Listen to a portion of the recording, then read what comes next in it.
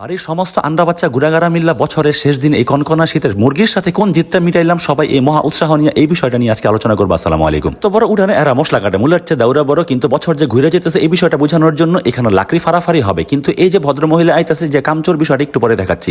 মাত্র আইলো একটা পেঁয়াজ কাটলো আর এখানে এত বড় লাকড়ি কাটাকাটি ওরা করতেছে, এর মাঝখানে তার এক পেঁয়াজ কেটে সে বাইকে যেতে থাকা ওর কামচুরি দেখানোর লেগে গোপন ক্যামেরা এই বিষয়টা আমি ধারণ করছি। আর এখানে মুরগির ম্যারিনেট করা হইতেছে। আসলে দিন শেষে মুরগির উপর এত জিতকির লেগে সেটা জানি না। ডিসেম্বর মাসটা আইলে মুরগির রস এমনি চিপা চিপা বাইর হয়, কোন সময় কোন বেজালটা লাগে এইভাবে কি রেডিমেডি হয়। আমরা গেছিলাম একটা দাওয়াতে, আমরা দুপুরবেলা দাওয়াত করছিলাম বিরিয়ানি খাওয়াইবো, এরপরে গিয়ে দেখি বিরিয়ানির বদলা আমার চাইল বাজাই না খাওয়াই দিতেছে। চাইল বাজা যদি বিরিয়ানি হয় মাংস কোনটা, এরপরে কয় এই যে এই পাপড়গুলি বাজাই না আমার দিছে, চিপস গুলি ধরাই দিছে, এটাই বিলে জিনিস। যাই হোক, আমরা এখন আমগো মূল কামে আহি। আমরা রাত বিরাতে এইরকম পিচ্ছি পাচ্ছি নিয়ে আগুন ধরামো। আগুন ধরানোর লেগে বাড়ির সবচেয়ে ছোট পোলা পান এটা হয়ে হাজির হয়েছে। সবাই সিরিয়াল দিয়ে বয়ে বয়ে দেখতেছে আমি কেমন আগুন ধরাই। আগুন ধরানোর কারিশমা আমি দেখানো শুরু করছি। আমার কারিশমায় সব পোলা পানরা ব্যাপক মুগ্ধ।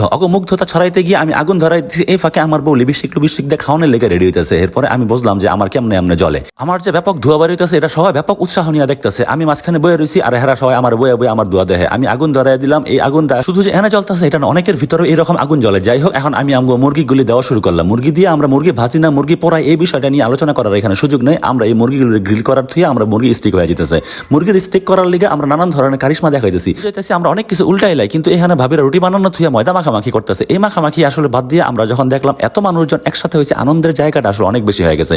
বাড়ির সব পোলাপানরা মিল্লা এবং ভাবিরা মিল্লা এত সুন্দর একটা আয়োজন যে আমরা অল্প সময়ের মধ্যে করতে পারছি, এই বিষয়টা নিয়ে আমরা পুলকিত। রুটি সেকার এই ফর্মুলাটা বের করে আমি নিজেই নিজের কাছে অনেক বেশি খুশি। সাধারণ রুটির একটু মোটা করে বানায় তুন্দুল রুটি ফিল দিয়ে আমরা নিজেরা যে পরিমাণ ডলাডলির মধ্যে আসি, এই সব জিনিস যখন একটা করে উল্টে সবার সামনে ধরতেছি তখন বুঝলাম যে কেমন সবাই ফুল্লা ওঠে।